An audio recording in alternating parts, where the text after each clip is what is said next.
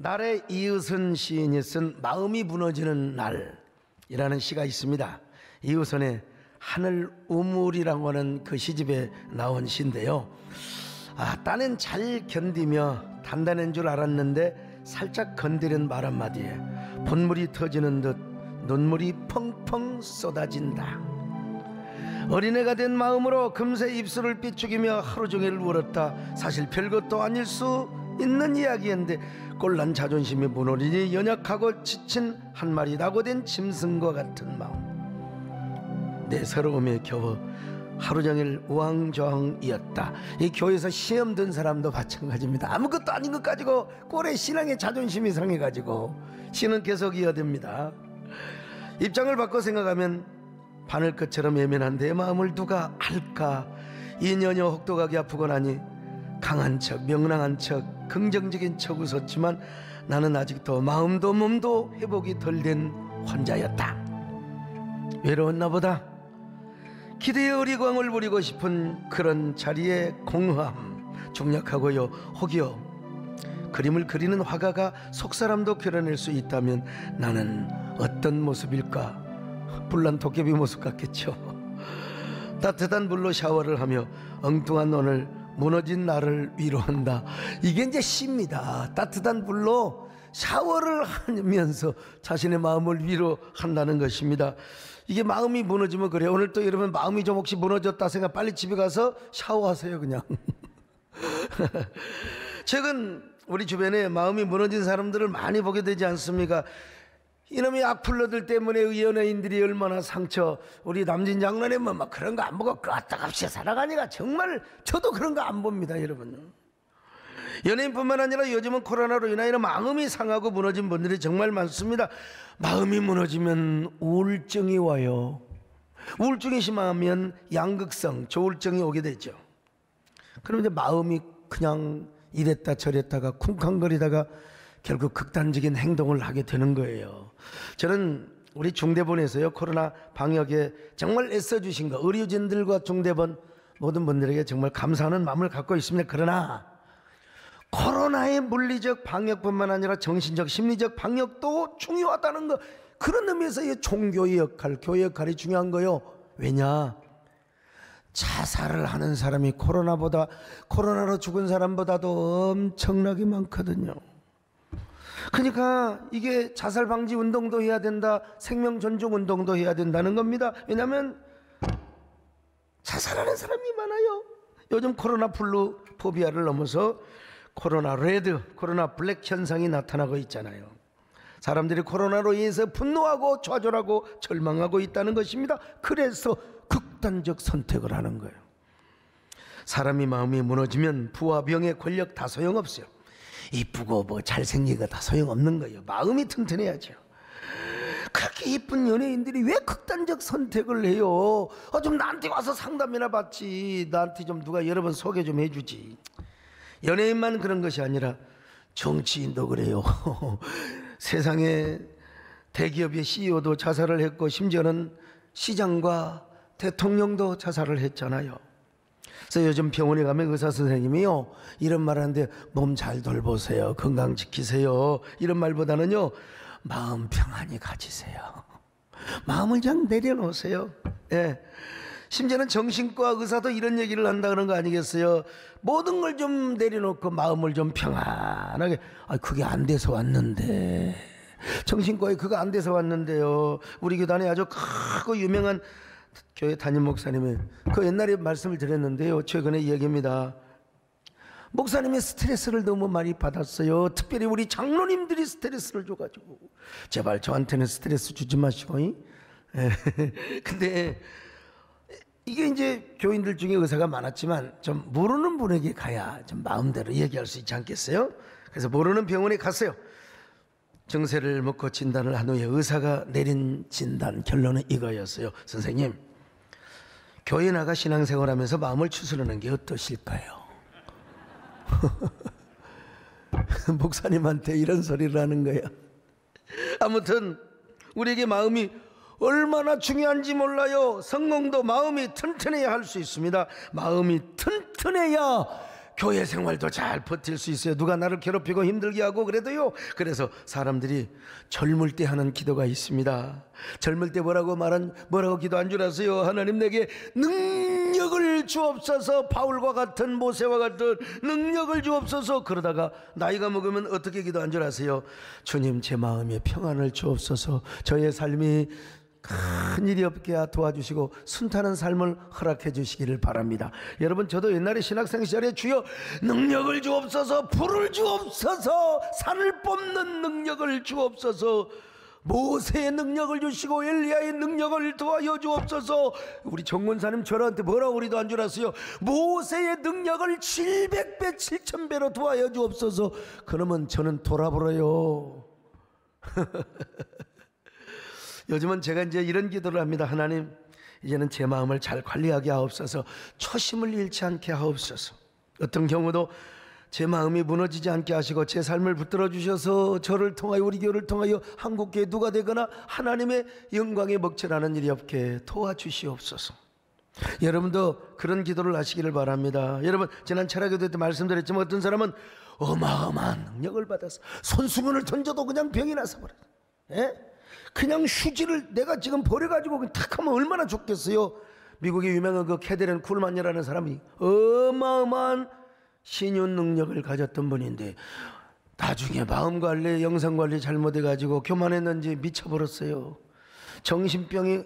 이거 여러분, 이거 얼마나 하나님 앞에 영광을 가리는 일입니까? 남은 구원하고 고쳤는데 자신은 버림을 받을 뿐만 아니라 하나님의 영광을 가리고 누를 끼쳤다. 그러므로 여러분 끝까지 마음관리 잘 하셔야 돼요. 영혼관리 잘 하셔야 돼요. 영성관리 잘 하셔야 됩니다. 그래서 여러분의 영성과 사역이 아주 롱런 시작은 성령으로 시작했다가 마침은 육체로 끝나면 안 돼요. 시작도 성령으로, 마침도 롱런 성령으로 롱런 하시기를 바랍니다. 아멘. 내 영혼의 깊은 데서 밝은 가락이 울려나네. 하늘 곡조가 언제나 흘러나와 내 영혼을 거이 싸네.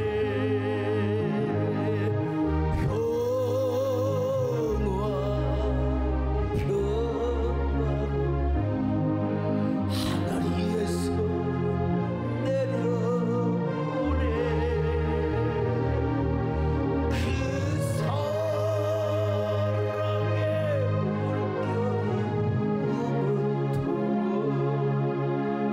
물결이 내 영혼을 덮으소서. 자, 우리가 어떻게 해야 되느냐? 접속을 잘해야 돼요. 마음 관리 잘하고 영혼 관리 잘하면 접속을 잘해야 되는데 요즘은 접속의 시대입니다. 옛날에 그 접속이라는 영어가 있었어요. 한석규 씨가 나오고 전도연 씨가 나와가지고 너 요즘 잘했니? 하면서 접속의 시대.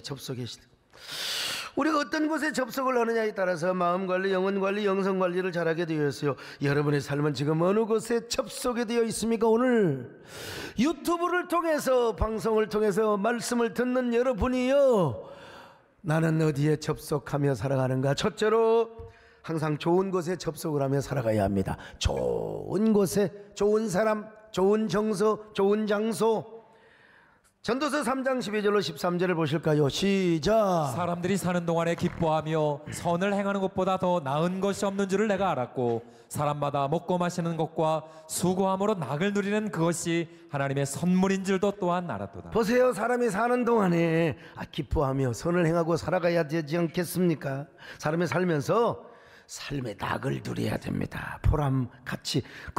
김용욱 교수님께서 있잖아요. 102세 사셨는데 왜 사람이 행복하지 못하느냐? 정신적 가치를 모르기 때문에 그래요. 육신의 욕망, 이기주의를 따라 사니까. 가치, 오늘 우리에게는 영적인 가치가 있기 때문에 거기에 접속을 하며 살아가는 거예요. 예? 좋은 곳에 접속하며 좋은 곳에 우리가 좋은 사람과 접속하고요. 요즘 사람들이 그 나쁜 사람 만나고 막 나쁜 곳에 접속을 해서 삶이 불행하게 되는 걸 봐요. 그렇잖아요. 사춘기 애들도 친구 잘못 사귀어가지고 그냥 곁으로 빠지는 거죠. 목회하면서 보면 시험 든 사람은 시험 든 사람의 그 시험을 들 수밖에 없는 특징을 가지고 있어요. 꼭 시험 든 사람을 그렇게 좋아합니다. 그분이 멀리 사는데 어떻게 그렇게 연결이 되는지 몰라 접속에 시대라. 교회를 떠났어. 저 멀리도 이사를 갔는데 계속해서 카톡을 하면서 꼭 시험 들게 하는 소리만 들어요. 소리만 들어요. 참으로 불행한 일이죠. 교단 총회장으로 그 한교총을 섬기는 대표의 한 사람으로서 연합기관을 섬긴 자리에 있으면 별소리 별문자 별 얘기를 안 듣겠습니까? 그러나 그런 거 안 들어요. 여러분, 그런 거 눈에도 절대로 눈에도 제 마음 접속하지 않습니다. 정말 제가 잘 판단해서 제 인생길에 도움이 되고 사역에 도움이 되는 거야. 제가 뭐 쓴소리도 듣지만 괜히 그냥 중상모략 떠들어대는 거, 여러분 저를 음해하고 공격하는 거, 이거 들을 이유가 없습니다. 듣기는 왜 들어요? 차라리 저는 그 시간에 좋은 노래 듣습니다. 음악을 들어요. 좋은 시, 좋은 에세이, 좋은 책을 보고요. 음악적 예술적 감성에 빠져서 좋은 정서를 가져야 여러분 영혼의 자유를 그리고 정서적 평안과 기쁨을 누리게 되는 거예요. 우리가 살아가면서 좋은 시를 읽고 좋은 음악을 듣고 좋은 책을 읽으면 좋은 거죠. 우리의 정서에 평안이 오고 자유가 오고 기쁨이 오고 행복이 오는 겁니다. 여러분, 근데 우리 예수 믿는 사람이 또 너무 거기에 깊이 빠져버리면 곤란하다, 이런 말씀을 좀 드리고 싶었어요. 문학적 자유 또 예술적 자유에 빠진다고 해서 자유분방하게 살아가면 안 되는 겁니다. 그렇게 되면 문학과 예술 자체가 우리 안에 뭐가 되느냐, 대체 원리가 되어버려요. 대체 원리. 그러니까 우리 예수 믿는 사람들이요 막 음악 예술 뭐 다른 것들이 우리 안에 대체 원리가 되어버리면은 이게 마음이 무너져요. 주님이 설 자리가 없어요. 내 속에 내가 너무나 많아요. 그리고 주님의 쉴 자리가 없고 내 속에 내가 너무도 많아. 내가 너무도 많으니까 당신의 쉴 곳 없네. 이건 막 그냥 즉흥적으로 나오는 거예요. 그냥. 근데 또 반주자가 탁 따라와. 그냥 우리 교회는 남들 마음이 무너지고 고독하고 허무해서 그래 되어 있거든요. 여러분 중에 해밍웨이를 모르는 사람 뭐 중학교 고등학교 때 해밍웨이 뭐 책 뭐 한두 권 안 읽어본 사람은 없어. 수많은 명작들 가운데 킬리만자로의 눈이라는 소설입니다. 킬리만자로의 눈. 그 소설은 자전적 이야기라고 할 수 있는데 이 책은 이렇게 시작이 됩니다. 킬리만자로는 해발 5,895m의 눈 덮인 산, 아프리카 대륙에서 가장 높은 산이라고 한다. 그 서쪽 봉우리 근처에는 말라 얼어붙은 표범의 시체 하나가 나뒹굴어져 있다. 그 표범이 그 높은 곳에서 무엇을 찾고 있었는지는 아무도 말해주지 않았다. 이렇게 시작해요. 여러분, 이 소설의 착상을 얻어가지고 양인자 선생님이 노래를 만들어 국민가수 조용필 씨가 킬리만자로의 표범이라고 하는 노래를 부르는 것 아닙니까? 이 표범이 외롭게 정상에 올라갔어요. 가족도 무리도 뒤로 한 채 외롭게 오른 정상에서 표범은 무엇을 발견했을까요? 그가 오른 정상 아래서 아마 경치가 환상적이었을 겁니다. 저도 가끔 산에 올라가 저녁에 보면 막 나무 소위로 바라보이는 도심의 불빛. 그래서 겨울이 좋은 것은 앙상한 겨울나무 사이로 보이는 사랑하는 사람이 보이고 사랑하는 사람의 집에 불빛이 보인다는 거요. 그 어느 드라마의 대사에 나오는 건데 나는 그래요. 우리 성도들의 사랑하는 집이 보이고 사랑하는 성도들의 불빛이 보이니까 겨울산은 그래서 좋은 것이죠. 어쨌든 그가 오른 경치는 환상적이었습니다. 하이에나처럼 썩은 고기를 찾아다니자는 고고한 표범, 정상을 정복하고 땅 아래 모든 세상을 바라보는 킬리만자로의 표범이야말로 진정한 자부심, 그리고 그의 눈은 한동안 행복했을 것입니다. 그런데 이게 누구 이야기냐면요, 해밍웨이 자신의 이야기를 하고 있는 겁니다. 지금 해밍웨이와 킬리만자로의 표범을 스스로 아이덴티피케이션 하고 있어요. 자기와 표범을 지금 일체화시키고 있어요. 그러나 해밍웨이가 아무리 정상에 올라가서 환상적인 삶의 경험과 영광을 누렸지만 가만히 가서 보니까 아무것도 없어요. 아무것도 없어요. 예? 그래서 정상에 내려갈 힘도 없네. 이제는 내려갈 시간도 없고 내려가서도 안 되고 본인은요 내려갈 의지도 꺾인 채 그는 서서히 얼어 죽어갔는지도 모르겠어요. 해밍웨이라는 사람이. 어쩌면 그 표범은 킬리만자로만 본 것이 아니라 더 높은 곳을 올라가고 싶었을지도 모릅니다. 그러나 올라갈 수도 없을 뿐만 아니라 올라가도 아무것도 없어요. 거기는 추위와 고독과 배고픔뿐이에요. 그래서 킬리만자로의 표범은 정상 부근에서 굶어 죽었습니다. 여러분, 해밍웨이도 정상에 올라갔어요. 문학의 정상에 올라갔다니까요. 그래서 노벨 문학상도 받았어요. 그러나 정상에 올라가니까 아무것도 없어요. 주님이 주시는 자유와 평화, 기쁨, 행복 보이지를 않는 거예요. 거기는 텅 빈 공허와 그리고 허무뿐입니다. 아무것도 안 보여. 거기 주님 안 계세요. 그래서 그 고독과 허무를 이기지 못하고 마침내 자살을 해서 죽은 거예요. 조용필 씨가 불렀던 킬리만자로의 표범이라는 노래에서는 이 킬리만자로의 표범을 미화시켰어요. 오늘 현대인의 고독한 남자, 그 자존심을 차리라 미화시켰지만 해밍웨이의 자전적 이야기는 그런 것이 아니었습니다. 아무튼 노래 전 서곡 가사는 이렇게 시작이 됩니다. 먹이를 찾아 산깃을 어슬러 걸리는 하이에나를 본 적이 있는가? 짐승의 썩은 고기만을 찾아다니는 산기슭의 하이에나. 나는 하이에나가 아니라 표범이고 싶다. 산정 높이 올라가 굶어서 얼어 죽는 눈 덮인 킬리만자로의 그 표범이고 싶다. 자고 나면 위대해지고 자고 나면 초라해지는 나는 지금 지구의 어두운 모퉁이에서 잠시 쉬고 있다. 야망에 찬 도시의 그 불빛 어디에도 나는 없다.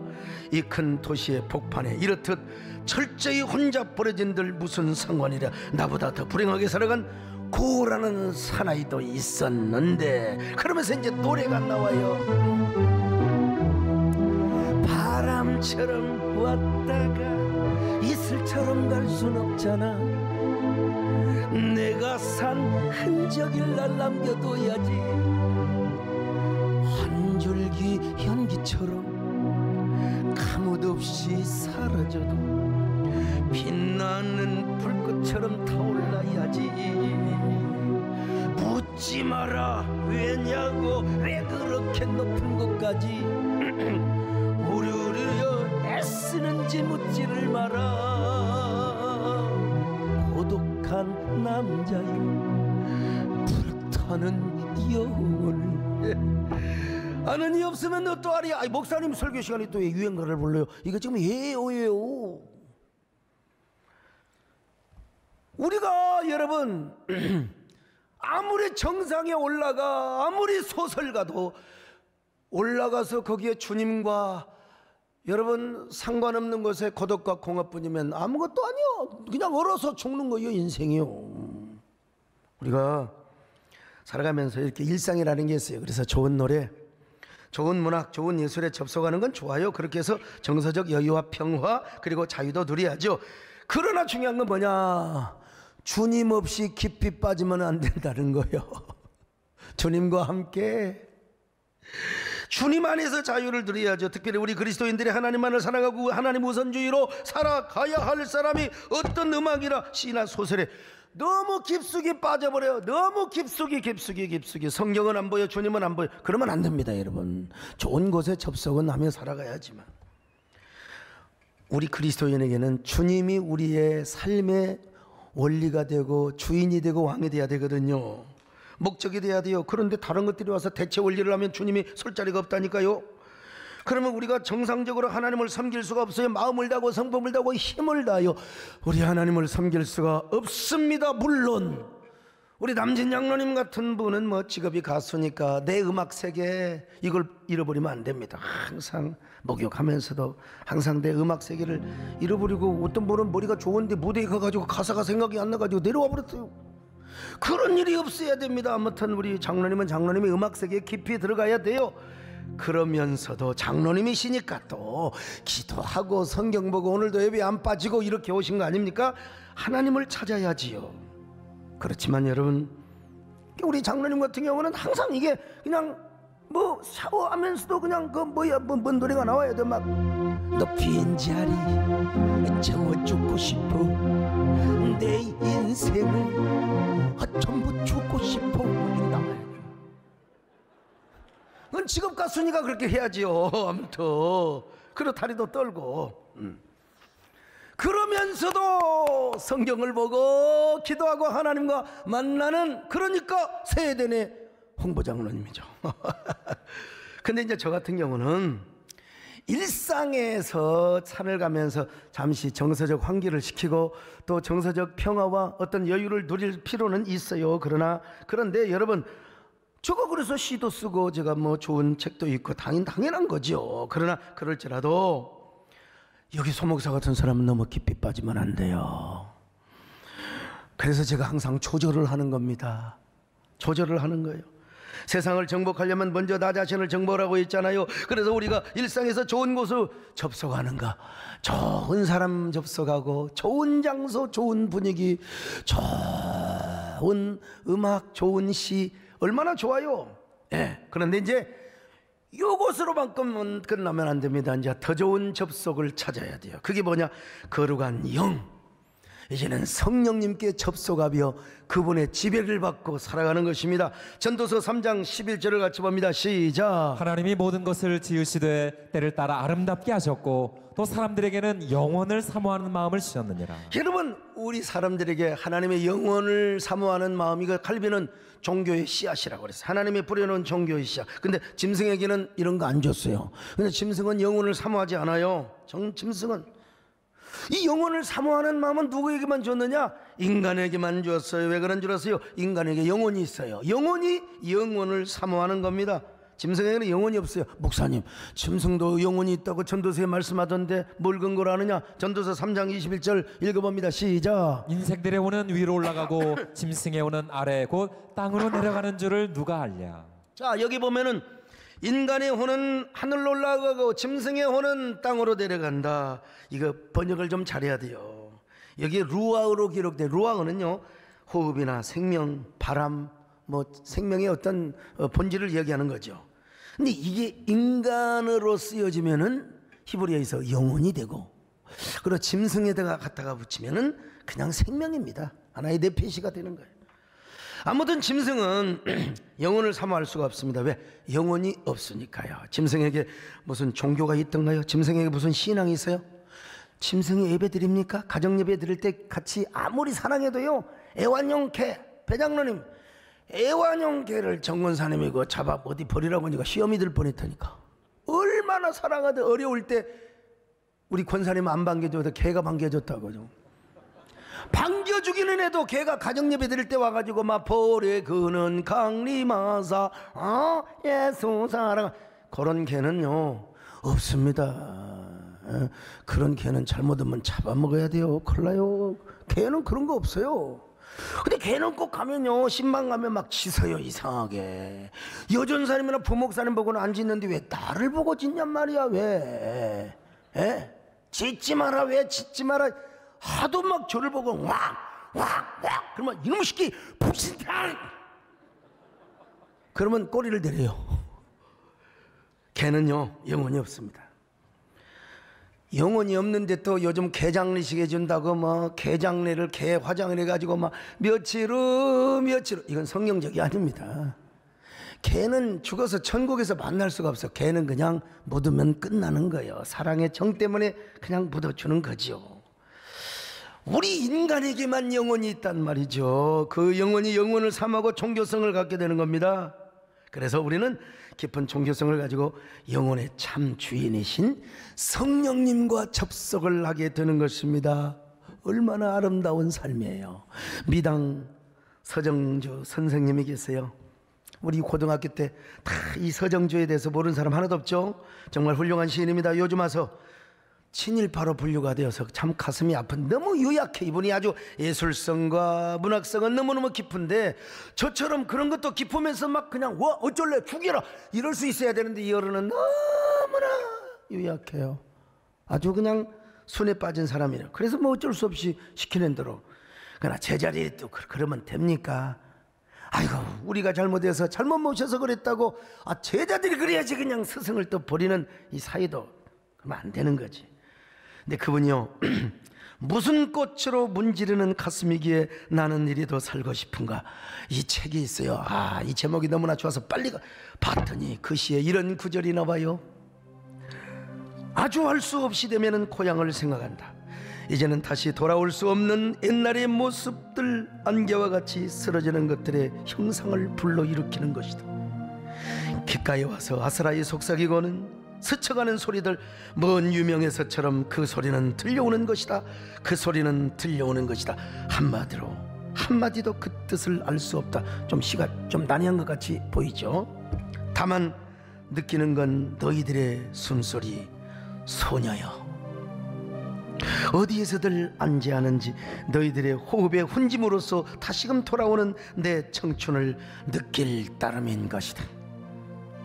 하늘 위에선 아득한 고동소리, 순례는 소녀 이름 중에 하나예요. 순례가 알아켜준 상제님의 고동소리, 이제 옥황상제로 올라가는 거예요. 이번에 예수를 안 믿어서. 이번에 초기 작품인데요. 자, 그 다음에 보세요. 기가 막힌 표현이 있어요. 소녀여, 비가 갠 날은 하늘이 왜 이리도 푸른가? 어디서 쉬는 숨소리기에 이리도 뚝뚝이 들리는가? 그 다음을 보세요. 무슨 꽃으로 문지르는 가슴이기에 나는 이리도 살고 싶은가? 멋진 표현입니다. 무슨 꽃으로 문지르는 가슴이기에 나는 이리도 살고 싶은가? 정말 아름답기도 하지만 이 종교성이 아주 스며들어 있는 시입니다. 영혼을 사모하는 시. 서정주 시인은 인간의 유한성에 절망을 하고 있습니다. 그리고 종교성이 아름다운 시로 문학으로 발현이 되어서 지금 영혼을 사모하는 마음을 지금 노래하고 있는 거예요. 근데 참 아쉽잖아요. 이렇게 귀한 시인, 예술적 깊이가 넘쳤던 시인께서 진짜 거룩한 영에 접속하며 사셨을까? 아니잖아요. 인간은 누구나 영혼을 사모하는 마음이 있어요. 서정주 시인처럼 이렇게 아름답게 표현을 하지 못하는 사람이라 하더라도 여러분, 우리는 영혼을 사모하게 되어 있어요. 그 영혼을 사모하는 마음이 있다면 진짜 하나님의 영에 접속을 하는 축복을 받아야 돼요. 다시 말하면 성령의 세계에 접속을 잘 해야 됩니다. 무슨 꽃으로 나를 문지르기에, 무슨 꽃이겠습니까? 여러분, 종교의 꽃이고 영혼을 사모하는 영혼의 꽃이겠죠. 어찌 보면 성령께서 당신의 초청화로, 아니면 남진 장로님 부르세요, 당신의 상사화로 미당 서정주 선생님의 가슴을 문질렀어요. 근데 과연 비당 선생님께서 진짜 거룩한 영에 접속을 하셨는가? 이거 생각하면 아쉽기 그지없어요, 목사로서. 여러분, 영의 세계에는 여러 악령의 세계들이 있어요. 나쁜 영에 접속이 되면 잘못된 종교나 이단에 빠지게 되어 있습니다. 구원이 없는 종교, 내세를 보장받지 못한 종교에 빠질 수 있어요. 그러나 성령님과 접속이 잘 된 사람은요, 반드시 예수님을 만납니다. 반드시 하나님을 만납니다. 오늘 여러분이 우리 예수님을 만나셨으면 아멘합니다. 그 예수님을 만나시면 얼마나 행복한 사람이요. 제가 고등학교 2학년 때 후배 녀석을 따라서 교회 한번 간 적이 있다고 했잖아요. 제가 그때 무슨 종교성이 특별하고 영혼을 사모하는 마음 때문에 가는 게 아니었어요. 제가 교회 가면 이쁜 여학생들이 많다고. 그 여학생들이 또 제가 다니던 군산 제일고등학교 학교를 막 욕을 하더래. 새끼들 말이 시골에 말이야, 이 돈도 없는 놈들, 가난뱅이들이 모인 학교라고. 사실은 사실이야. 근데 요즘 사실을 그렇게 적시해도 명예훼손이 걸릴 수 있어요. 이것들 봐라. 그래서 제가 소아적 영웅심을 가지고 이것들을 혼내려고 갔는데, 세상에요, 사람이. 아니, 혼내려고 갔는데요, 이 학생들이 이것들이 나를 짜고 말이야, 딱 연속고 그랬던 거예요. 그냥 형제님 오셨어요. 그러고는 저를 데리고 쫙 앉아가지고 양쪽에 여학생이 성경 찬송 펴주고 찬송을 부르는데, 제가 이래봬도 여러분 진주 소갑니다. 양반이에요. 이 양반 체면에 예수님을 아무것도 모르는데 그냥 함께 찬송 부르고 함께 그냥 기도했어요. 근데 제가 처음으로 교회 간 날 목사님이 어떤 설교를 하셨느냐. 하나님께서 아니 베드로가 예수님을 3번이나 부인해 모른다고 무심코 맹세하고 저주하며 욕설을 하며 예수 그 새끼가 뭔데 말이야. 이 설교를 들으니까요 열이 팍 받쳐. 이런 양아치 같은 새끼라고 말이야. 이런 싸가지. 에? 아니 예수님한테 감옥에 간다면 감옥도 가고 십자가까지 따라가야지. 이 자식이 말이야. 뭐가 죽는다고 말이야. 에라이, 내가 교회를 다녀보라. 나 참 내가 예수를 믿어보러. 이거 여러분, 그때 성령께서 아름다운 꽃으로 제 가슴을 문지르고 있었던 겁니다. 2부 순서 때 오동잎이라는 노래를 부르고 이쁜 여학생들에게 유인을 당해서 어쩔 수 없이 성가대 연습을 했다고 했어요. 성가대 연습. 나가자마자 성가대 연습을 했어요. 그 노래가 뭔 줄 아세요? 죄짐 맡은 우리 구주입니다. 그 노래를 연습하는데 제 마음이 왜 그렇게 솜사탕처럼, 솜사탕 여러분 아세요? 녹아 흐르는데, 아이스크림처럼 녹아 흐르는데 말이죠. 이 가사가 기가 막히게 느껴지는 거예요. 곡도 좋아요. 내가 무슨 종교성이 있었어요. 영혼을 사모하는 마음이 있었어요. 근데 그 노래를 부르니까 막 눈물이 나오려고 하고 막 가슴이 울컥거리고 솜사탕이 눈 녹듯 녹아가는 거야. 그때가 여름 8월이었으니까 그 향기는 수선화 달리아의 향기였을 것입니다. 야, 얼마나 노래 한번 불러볼까요? 죄짐 맡은 우리 구주 어찌 좋은 친건지 걱정 근심 무겁지 우리 주께 맡기세 주께 고함 없는 것 복을 받지 못하네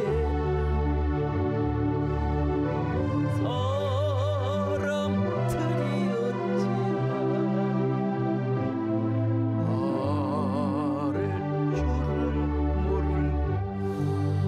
목사님 설교를 들을 때도 성령께서 오셔서 당신의 꽃으로 제 가슴을 문질러 주었던 것 같고, 성가대석에서 찬양을 할 때 그냥 꽃의 향기로 내 가슴을 막 그냥 문질러 버리는 거요. 이름 모를 꽃, 영혼의 꽃이겠죠. 거룩한 성령의 초청의 꽃이요. 상사와 같은 이런 꽃으로 제 가슴을 문질러. 그러니 기숙사에 가서도 그 노래가 계속 맴돌아. 잠을 자다가 또 노래가 또 그냥 글자가 보이고 말이요. 이게 내가 불면의 밤을, 그때는 뭐 젊으니까 그냥 뭐 하루 뭐 세워도 아무 문제 없어요. 그때는 몰랐지만은 성령께서 저도 모르는 사이에 이름 모를 영혼의 꽃으로 제 가슴을 어루만져. 그러니까 막 기숙사에서 누워가지고 말이요, 이런 진실하신 친구 찾아볼 수 있을까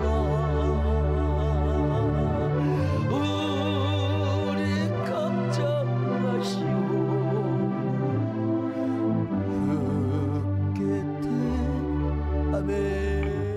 어찌하냐릴까.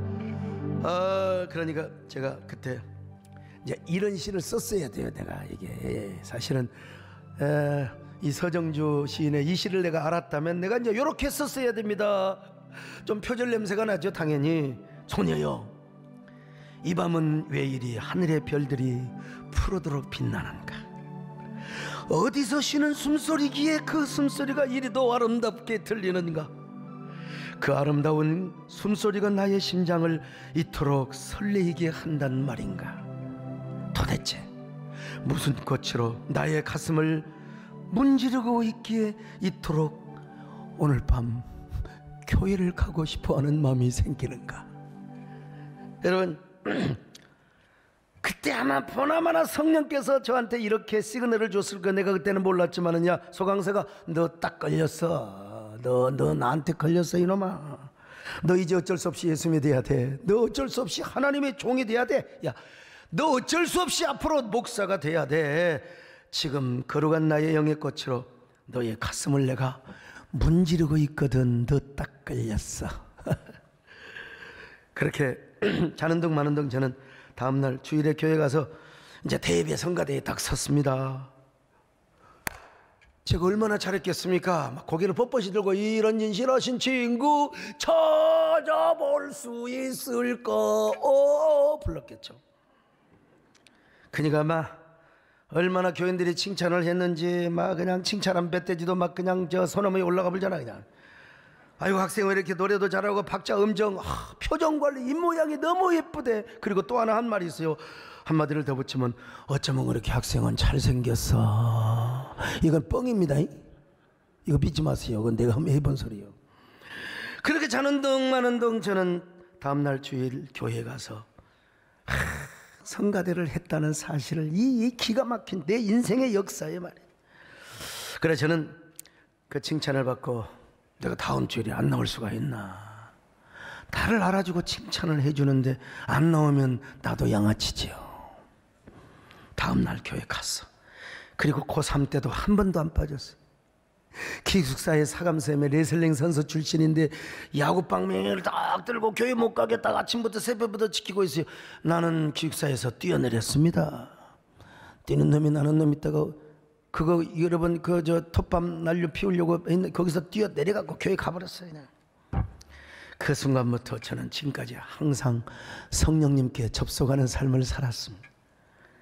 나의 영혼이 예수 그리스도에 접속을 하고 성령께서 내 영혼에 접속하는 삶을 살았습니다. 그러니까 주님의 은혜가 사슬이 되어서 여기까지 별탈 없이 여러분을 섬기며 한국교회를 섬기며 여기까지 달려오게 한 것입니다.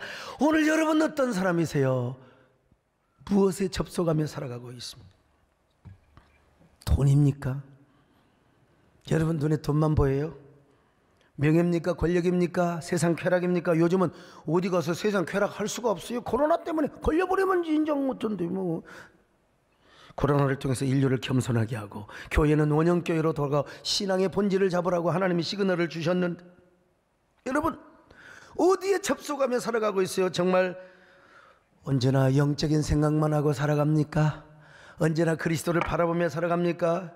정말 여러분의 삶이 영혼의 욕구에 접속이 되어 있었고 예수 그리스도에게 접속이 되어 그런 사람은 하나님을 사모하지요. 예수 그리스도를 아는 가치 그것이 최고 고상하다는 사실을 고백할 수밖에 없어요. 그분을 최고의 가치로 여기며 그분을 위해 살고 그분을 위해 죽는 겁니다. 여러분 우리가 그분을 위해 살고 그분을 위해 죽는 거예요. 그래서 고백합니다. 주 예수님보다 귀한 것은 없습니다. 주 예수보다 더 귀한 것은 없네. 이 세상 포기와 바꿀 수 없네.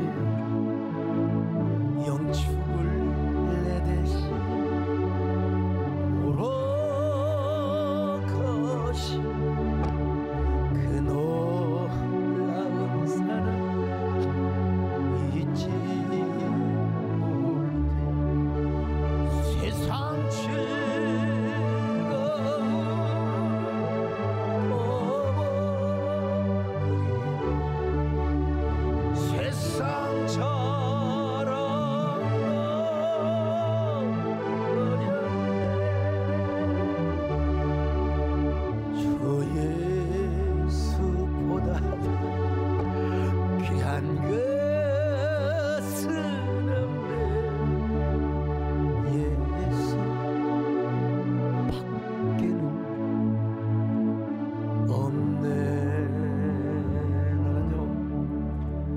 코로나 때문에 이제 습관화될 건지 걱정이 되는 거예요. 이렇게 현장 예배가 좋은데 그냥 끝까지 오늘 또 좀 뭐 수많은 사람이 지금 유튜브에 함께 하고 계시는데 이거 그냥 집에서 핸드폰 보고 있다가 나중에 그냥 말이 피곤하니까 누워서 니들 일어나 이래가지고 나중에 노마드 신자 유목민이 되볼 수가 있어요.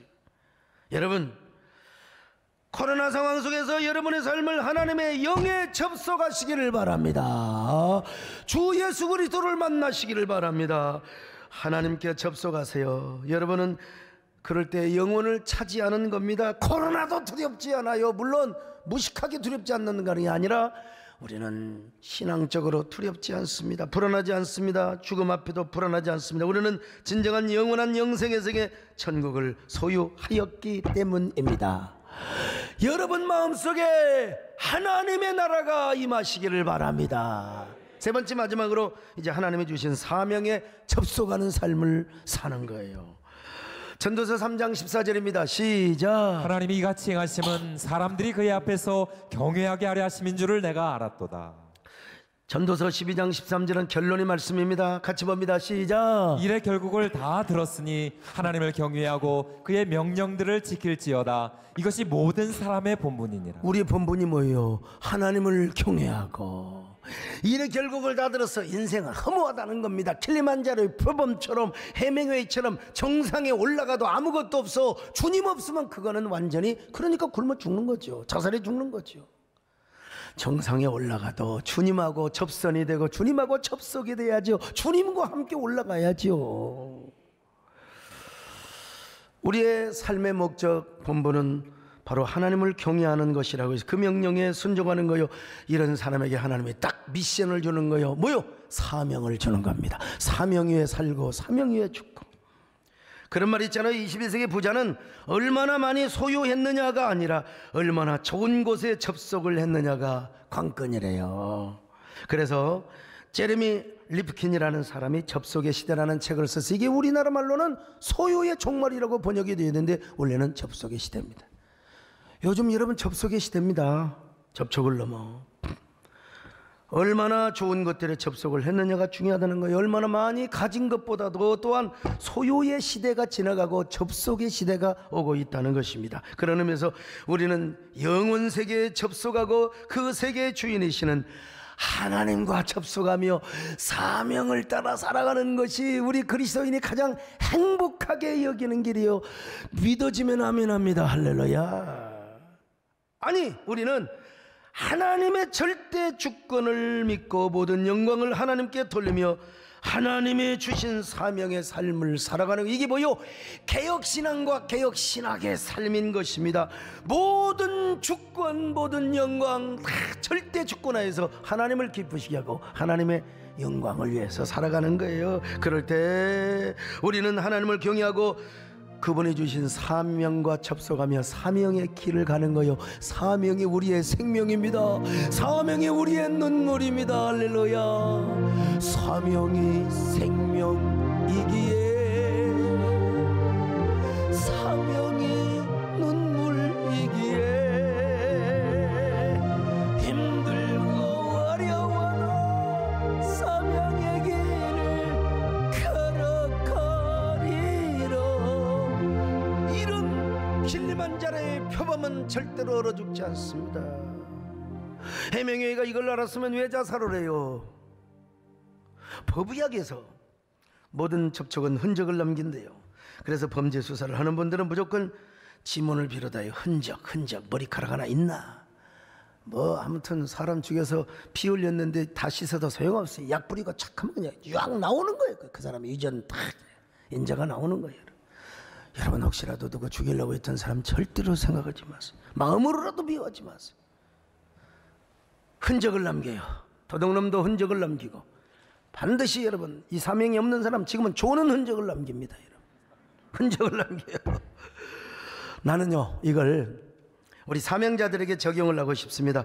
모든 우리 그리스도인들, 특별히 모든 사명자는 흔적을 남깁니다. 사명을 감당하는 흔적, 족적, 궤적을 남긴단 말이에요. 그래서 우리가 진정한 사명자라면 언제 인생의 쾌락만 즐기고 죄를 짓고 살겠습니까? 우리의 흔적이 하나님을 섬기는 흔적이요. 할렐루야. 우리 온몸에 예수 그리스도의 흔적이 있고요. 우리의 삶의 족적과 궤적에는 언제나 사명을 감당하는 흔적이 있어야 돼요. 그럴 때 우리가 하나님의 심판대 앞에 설 때, 야, 너 뭐 두고 살았니? 야, 너 얼마나 하나님의 사명을 따라 살고 왔어? 예, 하나님이 우리 흔적을 볼 거예요. 야, 너 코로나 때 뭐 했니? 맨날 집구석에 처박혀서 그냥 텔레비나 봤니? 야, 너 얼마나 예배를 잘 드렸느냐? 얼마나 교회를 잘 섬겼? 담임 목사가 야, 아이고 죄송합니다. 야, 쇠 빠지게 그렇게 일하는데 네 담임 목사한테 무슨 힘이 됐니? 응? 너희들은 세대내 골수 팬덤이 되었니? 프로슈머가 되었니? 그 사명을 감당했니? 야, 얼마나 허들린 처치를 이루며 이럴 때에 찬란한 바보로 살아왔니? 내가 그 흔적을 보고 있노라. 귀 있는 사람은 깨달으시기를 바랍니다. 이 말씀이 하나님의 음성으로 들리시기를 바랍니다. 모든 좋은 곳에 접속하세요. 그리고 영혼세계 성령님과 접속하시고 하나님을 만나서 하나님이 주시는 사명에 접속하며 이제는 하나님의 절대 주권 인정하며 하나님께 영광을 돌리고 하나님을 기쁘시게 하는 삶을 사시기를 주님의 이름으로 축원합니다. 내가 너를 믿고 맡긴 사명 너는 왜 잊어버렸나? 나만 따르라 하던 약속 너는 왜 잊어버렸지는 않습니까? 위로받기보다 위로 사랑받기보다는 사랑하고 십자가만 멸류관만 바라보며 그의 길 간다더니 위로하기보다 위로받고 사랑받기만 원하는 가슴에 손을 얹으시고 하나님 나는 어떤 사람입니까? 내가 어떤 데 접속하며 살아가는 사람입니까? 지금 내 마음은 어디에 있습니까? 내 관심은 어디에 있습니까?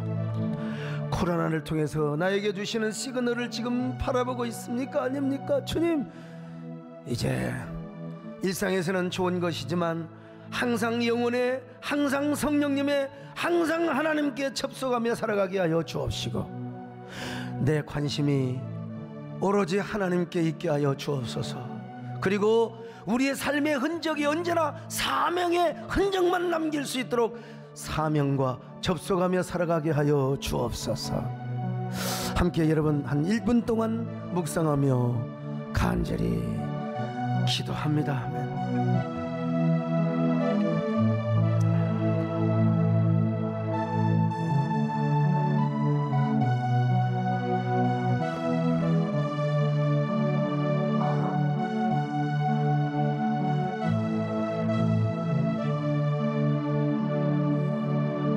아버지, 주님이 우리를 믿고 맡겨주었는데 이 사명을 왜 우리는 잊어버렸는지, 주님만 따르라 하던 약속 왜 우리는 잊어버렸습니까? 이제 다시 주님과 접속하게 하옵소서. 주님이 기쁨이 되는 사명의 길을 따라 살게 하여 주옵소서. 아멘. 십자가만 멸류관만 바라보며 의의 길 간다더니 위로하기보다는 위로받고 사랑만 받기 원. 하나님, 이제 우리가 남을 위로하며 살게 하여 주옵소서. 주님의 기쁨이 되는 삶을 살게 하여 주옵소서. 인생의 제1되는 목적이 하나님께 영광을 돌리며 그를 영원토록 즐거워하는 것 아닙니까? 접속을 잘하게 하여 주시옵소서. 예수님의 이름으로 기도 올려옵나이다. 아멘.